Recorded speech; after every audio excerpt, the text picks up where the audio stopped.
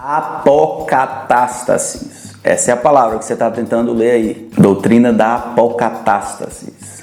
Essa doutrina da restauração ou salvação universal, ela, apesar de ser retomada nesses dias agora, ela tem uma herança bem antiga. Parece que quem primeiro pensou sobre isso foi Clemente de Alexandria, ali no terceiro século. E aí depois dele, Orígenes. Orígenes foi a pessoa que mais trabalhou sobre isso lá durante a época dos pais. Ele tirou essa ideia de restauração de versículos como esse, de 1 Coríntios capítulo 15. Diz assim, quando, porém, todas as coisas lhe estiverem sujeitas, então o próprio Filho também se sujeitará àquele que todas as coisas lhe sujeitou, para que Deus seja tudo em todos. Como é que Orígenes ele trabalhou essa doutrina da restauração ou salvação universal? Não foi muito simples, não. Primeiro, ele acreditava que todos os seres racionais, eles foram criados coiguais antes de criar a realidade física. Antes de criar a matéria, ele criou esses seres racionais, livres, para contemplar Jesus, para contemplar o Verbo. Eles foram criados para isso. E aí, por conta de uma queda, pelo mau uso da liberdade, conforme ele diz, tanto a criação física, ou seja, o cosmos, quanto os anjos, quanto os demônios, quanto o homem surgiram. Eles surgiram em diferentes grupos de acordo com a distância que eles tiveram nessa queda do propósito original de Deus. Ele diz, por exemplo, assim, Deus criou o mundo espiritual das inteligências que eram todas iguais entre si. Mas na frente ele diz assim, o mal penetrou quando esses espíritos que haviam sido criados inicialmente, tendo se saciado com a contemplação de Deus, escolheram decair de sua própria felicidade. E aí houveram diferentes grupos de acordo com o distanciamento, com a maldade dessa queda.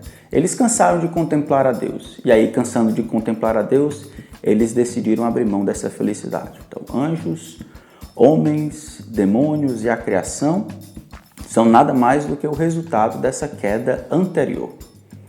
Com a criação física, com a criação material, então os homens eles têm a possibilidade de retorno.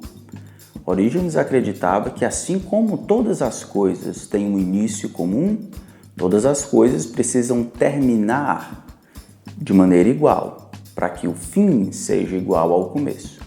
E esse período em que estamos vivendo é um período de restauração.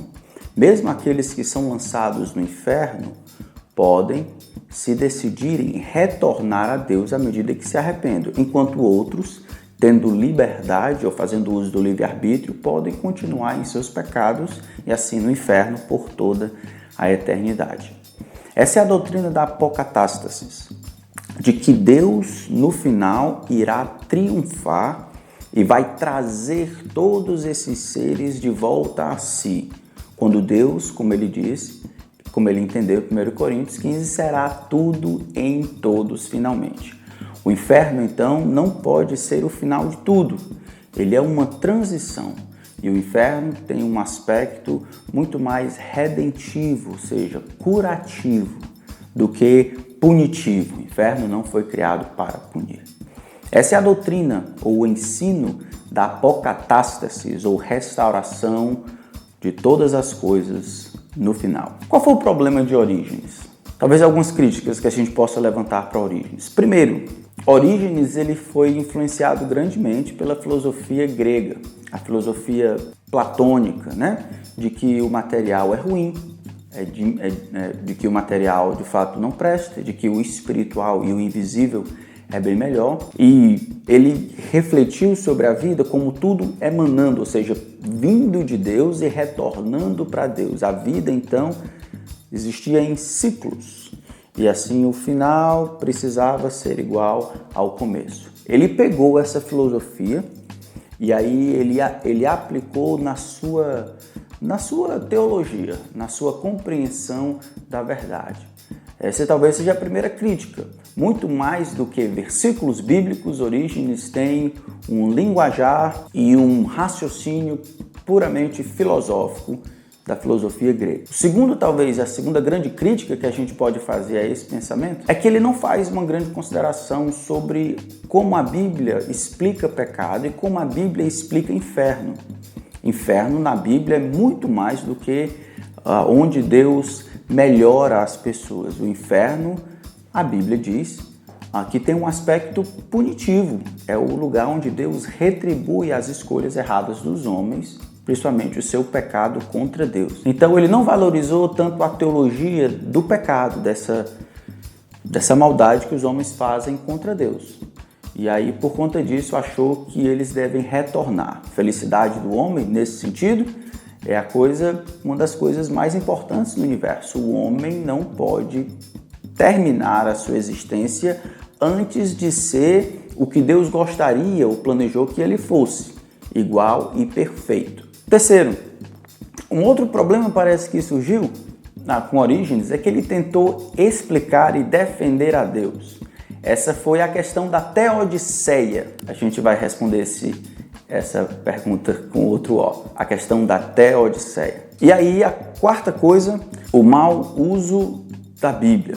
Já fui um pouco ligado ao primeiro, mas o mau uso da Bíblia. Orígenes não lidou corretamente com a Bíblia, não escavacou, não cavou nos textos bíblicos para justificar e explicar a sua teologia. Finalmente, em 543, o origenismo, ou seja, muitos ensinos de Orígenes, inclusive a apocatástase, foi finalmente decretada ou declarada herética pelo Concílio de Constantinopla. E aí a autoridade da Bíblia foi afirmada como explicando que alguns homens eles irão padecer eternamente por causa dos seus pecados. E essa vai ser o final das coisas. A apocatástase, ela tem, assim como uma pessoa, ela tem diferentes maneiras de se vestir, ela vai ter diferentes versões e o raciocínio nem sempre vai ser o mesmo como aconteceu com Orígenes de Alexandria. Eu espero que mais na frente a gente vai perceber